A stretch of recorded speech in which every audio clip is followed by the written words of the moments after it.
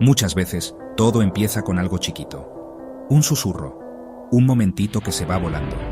Un perro, contento y libre, saltando entre los pastos altos de un prado en la montaña.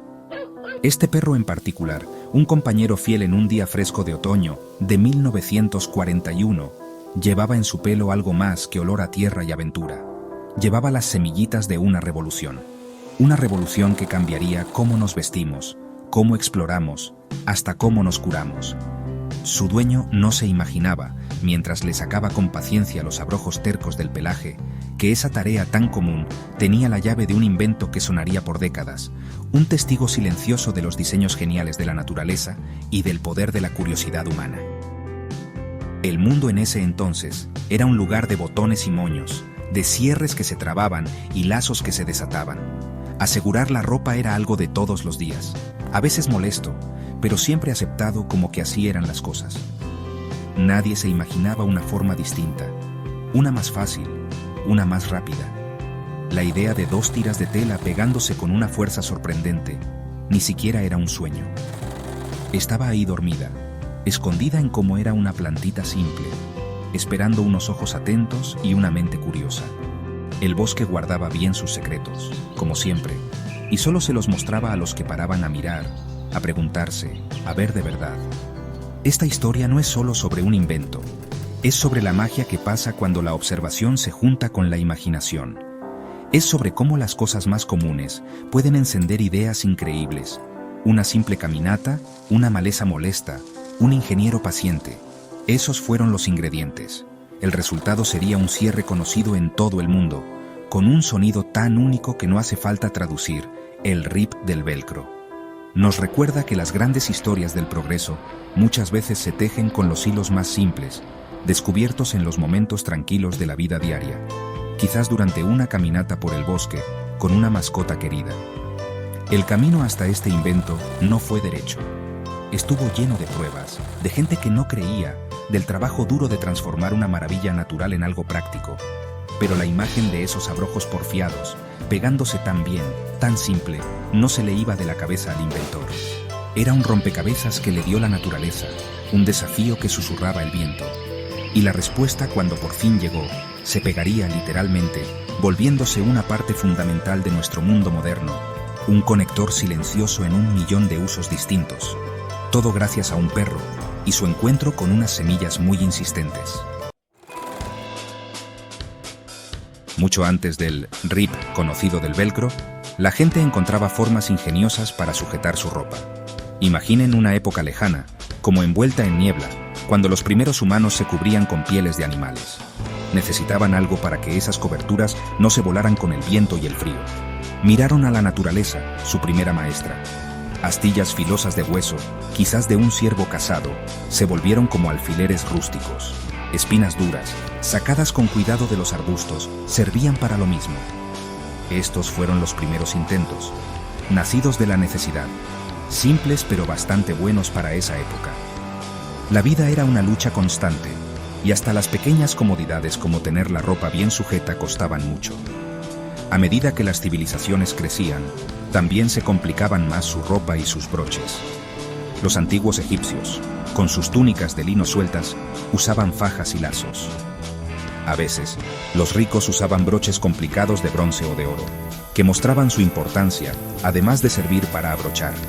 Los romanos, prácticos y organizados, preferían la fíbula, un tipo de prendedor, muchas veces decorado, para sujetar sus togas y capas. No eran solo cosas útiles, eran expresiones de su cultura, de su arte, de los materiales que tenían. Cada alfiler, cada lazo, contaba una historia de su tiempo, un testigo silencioso del ingenio humano. Piensen en el caballero medieval, metido en su armadura que hacía ruido. Las correas de cuero y las hebillas eran fundamentales, uniendo las placas de acero, ofreciendo protección en un mundo duro. Las damas de la corte, con sus vestidos complicadísimos, dependían de una estructura escondida de cordones, ganchitos y ojales. Vestirse era un proceso largo, que muchas veces necesitaba ayuda. El simple hecho de abrocharse la ropa podía ser un ritual, un baile lento de dedos y tela. Cada lazo, cada nudo, era una acción chiquita y pensada. Estos métodos, aunque a veces incómodos, eran todo lo que conocían pasados de padres a hijos. Después vinieron los botones, un gran avance. Al principio eran decorativos, pero de a poco se volvieron más útiles, con hileras de botones en un corpiño o un chaleco. Los ojales, cosidos con cuidado, ofrecían un cierre más seguro. Y más tarde, el cierre relámpago, una maravilla de la mecánica en su época, prometía rapidez y prolijidad, aunque muchas veces traía sus propios problemas, un diente trabado, un tirador roto. Cada uno de estos inventos fue festejado, cada uno hizo la vida un poquito más fácil, pero el mundo todavía estaba esperando, sin saberlo, algo que no nacía del metal o de mecanismos complicados, sino del truco ingenioso de una planta. En el año 1941, el mundo estaba metido en guerras. Pero en las montañas tranquilas de Suiza, un hombre llamado Georges de Mestral muchas veces encontraba calma en la naturaleza. Él era ingeniero, su mente estaba entrenada para observar, para entender cómo funcionaban las cosas. También le gustaba mucho cazar, y en sus salidas a las montañas del Jura, siempre lo acompañaba su perro fiel. Fue en una de esas cacerías, después de un día de seguir animales por campos y bosques, que la historia del velcro empezó de verdad. No con un gran descubrimiento, sino con una molestia común, un problema persistente y espinoso que muchos dueños de perros reconocerían. Cuando volvían a casa, de Mestral notó que sus pantalones y el pelo de su perro estaban cubiertos de abrojos. Eran las cabecitas con semillas de la planta de bardana, los colados de la naturaleza, hechos para pegarse a cualquier cosa que pasara cerca, para así poder esparcirse. Para su perro, significaba una sesión de limpieza con paciencia. Para de Mestral, al principio fue solo una molestia. Empezó la tarea conocida de sacárselos, uno por uno. Cada abrojo se resistía, sus ganchitos chiquitos se agarraban a la tela, al pelo tupido del perro. Era un proceso pesado, una pequeña irritación al final de un día largo. Pero Georges de Mestral no era un hombre común. Su mente de ingeniero siempre estaba funcionando, preguntando, buscando entender. En vez de simplemente tirar esos abrojos molestos con un suspiro de fastidio, se le encendió una chispa de curiosidad. ¿Por qué se pegaban con tanta fuerza? ¿Cuál era el secreto de su agarre increíble? La mayoría de la gente los hubiera ignorado, pero de Mestral vio más que una simple maleza. Vio un mecanismo, vio un principio, sintió una atracción, parecida al agarre fuerte del abrojo, para investigar más. Este fue el momento en que lo común se transformó en extraordinario. Con cuidado, sacó uno de los abrojos del pelo de su perro, después otro de sus propios pantalones de lana. Los levantó hacia la luz, dándoles vueltas entre los dedos. Le intrigaba su diseño simple, pero súper efectivo. Esto no era un problema para resolver a la fuerza, sino un misterio para descubrir. De vuelta en su casa, con los abrojos puestos delante suyo, su instinto de ingeniero se activó. Decidió que necesitaba mirar más de cerca, mucho más de cerca, para entender la genialidad escondida en estas semillitas humildes y molestas. El bosque le había presentado un rompecabezas. Sección 5. El sueño de un abrojo artificial. Primeros problemas. La chispa de inspiración, encendida por la semilla de bardana, ahora brillaba fuerte en la mente de Georges de Mestral. Él se imaginaba dos tiras de tela, una cubierta de ganchitos duros como los del abrojo, y la otra con bucles suaves y flexibles como el pelo de su perro o sus pantalones de lana. Cuando se apretaran juntas, se engancharían, creando una unión segura pero fácil de separar.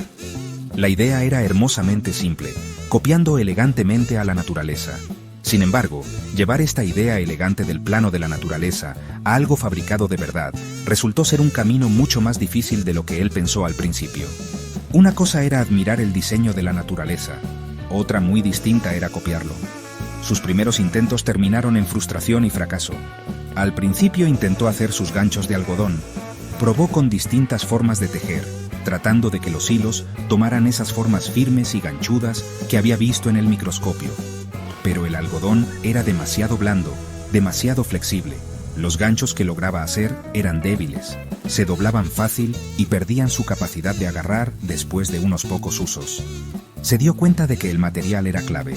Necesitaba ser lo suficientemente fuerte para formar ganchos duraderos, pero también flexible para poder tejerlo como una tela.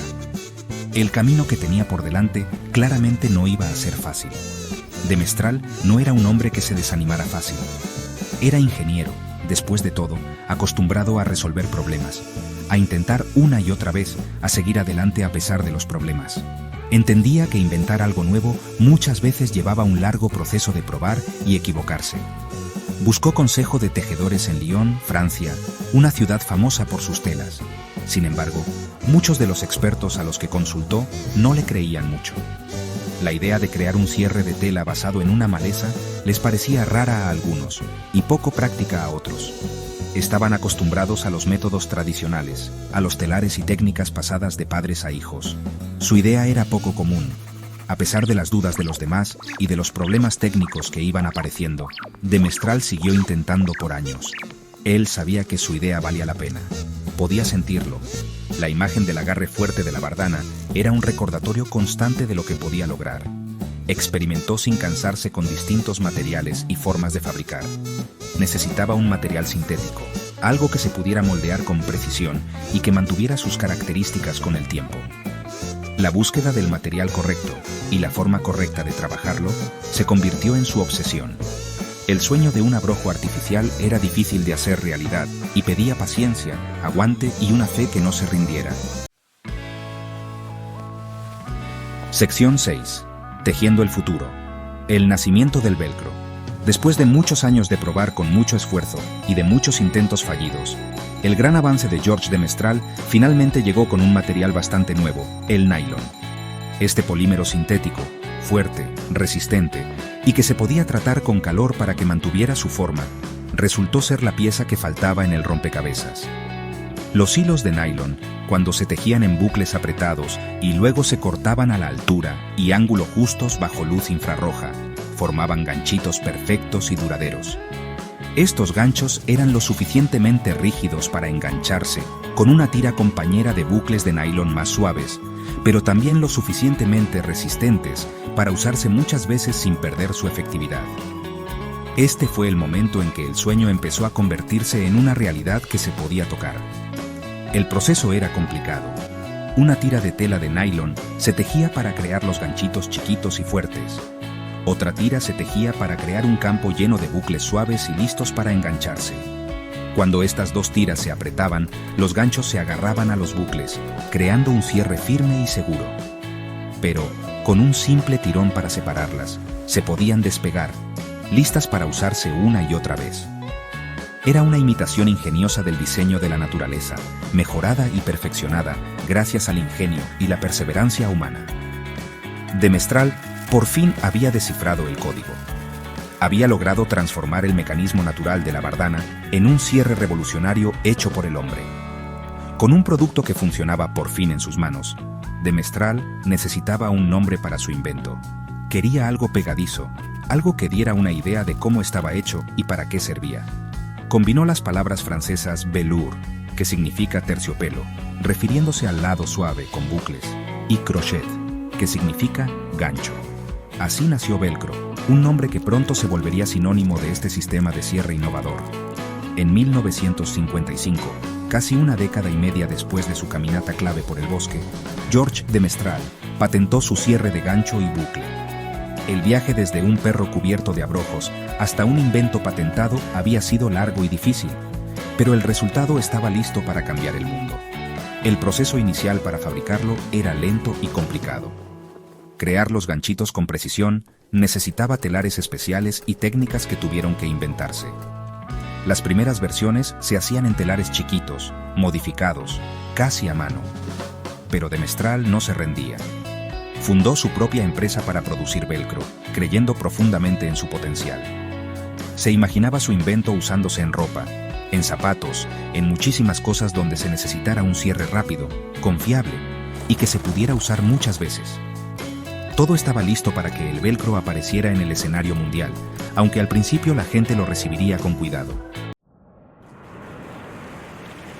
Sección 7. De la curiosidad a las pasarelas. El velcro. Entra en el mundo. Cuando el velcro se presentó por primera vez en el mercado a fines de los años 50, no fue un éxito inmediato.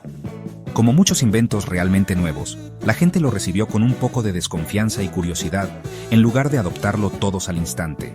La gente, acostumbrada a los botones, cierres relámpago y cordones, encontró este nuevo cierre sin cierre interesante, pero quizás un poco raro. Sus primeros usos fueron muchas veces prácticos, pero no muy glamorosos. Se usó en equipos especiales, como cinturones para máquinas de pulir o en algunos tipos de equipos médicos, donde la facilidad de uso era lo más importante. Se veía más como una novedad, un aparatito interesante más que un producto revolucionario.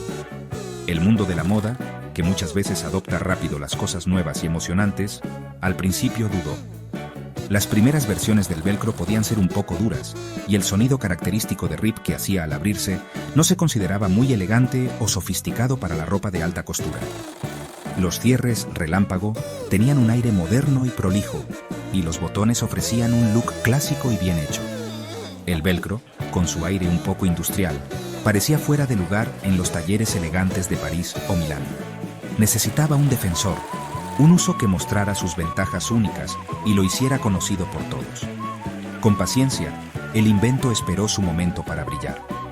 El gran momento para el velcro en la ropa y los accesorios empezó a llegar de a poco, muchas veces comenzando con la ropa para chicos. Los padres enseguida valoraron lo fácil que era para los chicos chiquitos abrocharse sus propias zapatillas y camperas usando velcro, ayudándolos a ser más independientes y ahorrando minutos valiosos en las mañanas apuradas.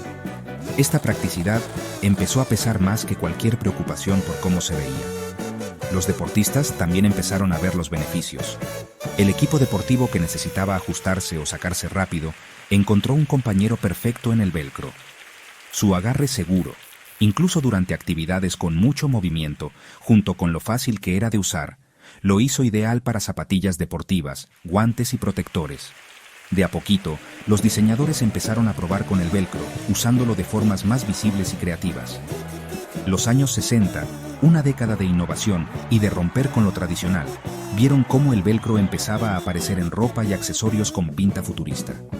Su estilo un poco funcional empezó a coincidir con una nueva forma de ver las cosas, más moderna. El sonido del velcro al abrirse dejó de ser un ruido raro para volverse un sonido de comodidad, de la vida moderna.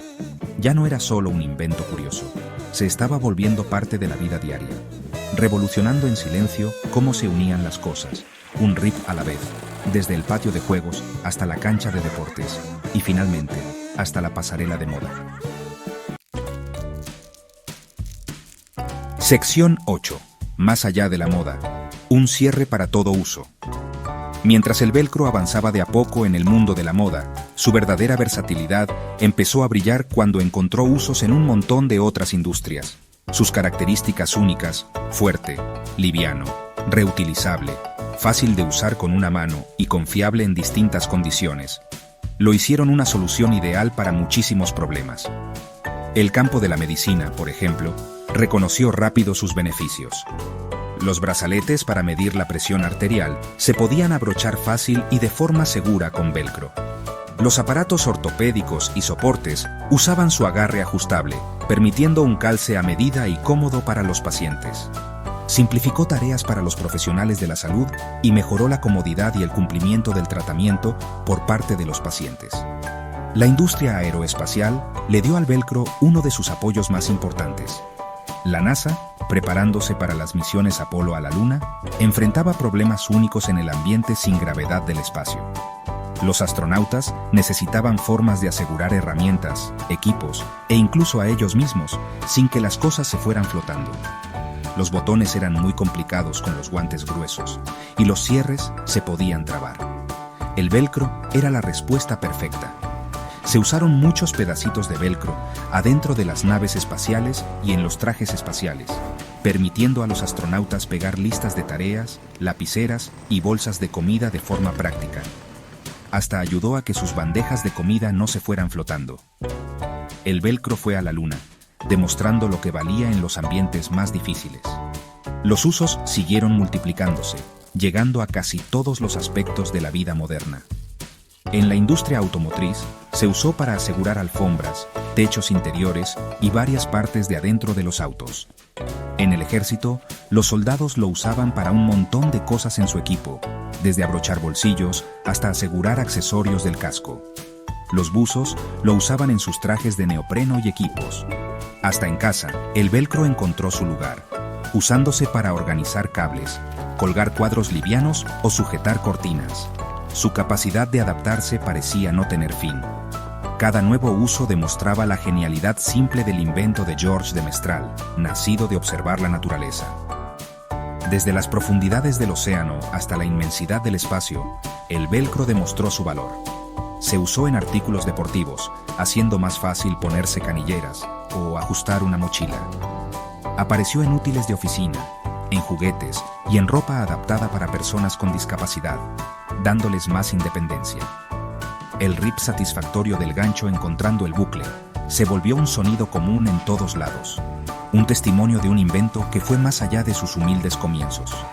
Lo que empezó como un intento de imitar un abrojo se había convertido en una herramienta indispensable, un ayudante silencioso para incontables actividades e inventos en todo el mundo. Sección 9. El abrojito que pudo. El legado de observar. La historia del velcro es más que solo la historia de un cierre ingenioso. Es un recordatorio profundo del poder extraordinario, escondido en la observación de todos los días. Georges de Mestral no fue la primera persona a la que le molestaron los abrojos de Bardana, ni el primero al que se le pegaron a la ropa o a su perro. Pero fue, quizás, el primero en mirar más allá de la molestia y preguntar por qué. ¿Y cómo? Fue este espíritu curioso, estas ganas de meterse en los detalles microscópicos de una maleza común, lo que abrió un mundo de posibilidades. Su viaje nos muestra el potencial enorme que hay en ver de verdad el mundo que nos rodea, no solo mirarlo por encima. El legado del velcro es un testimonio de la perseverancia. De Mestral enfrentó años de gente que no creía, problemas técnicos y el proceso lento de convencer al mundo de que su invento inspirado en la naturaleza valía la pena. Podría haberse rendido en cualquiera de los muchos momentos en que las cosas salieron mal, pensando que su idea no era práctica. Pero la visión clara de esos ganchitos efectivos y los bucles que agarraban lo mantuvo en marcha. Nos enseña que inventar algo nuevo raramente es un flash de genialidad de repente. Más seguido, es un fuego lento de dedicación, de intentar una y otra vez, y de una fe firme en una idea que otros quizás al principio no toman en serio. El impacto del velcro ha sido silencioso pero enorme. Ha simplificado tareas diarias, permitido nuevos diseños e incluso tuvo un papel en logros humanos gigantes como la exploración espacial. Es una revolución silenciosa, metida en el tejido de nuestras vidas, de formas que muchas veces no nos damos cuenta. Cada vez que nos abrochamos una zapatilla, aseguramos un aparato médico o vemos a un astronauta sujetando equipos en el espacio, estamos viendo el legado duradero de esa caminata en los Alpes suizos. Nos habla de cómo un detalle chiquito, un mecanismo natural que parece sin importancia, puede inspirar una solución con alcance mundial y una importancia que dura. Al final, la historia del abrojo y el ingeniero es una historia de conexión, la conexión entre la naturaleza y el ingenio humano, entre un problema y una solución, entre un ganchito chiquito y un bucle que espera. Nos recuerda que hay que seguir siendo curiosos, mirar de cerca el mundo y nunca subestimar la posibilidad de que grandes descubrimientos salgan de los comienzos más chiquitos e inesperados. El abrojito que se pegó con tanta fuerza al perro de Mestral hizo más que solo colarse para un viaje. Se coló en la historia, cambiando para siempre la forma en que unimos las cosas, susurrando una lección eterna sobre las maravillas que esperan ser encontradas en los detalles.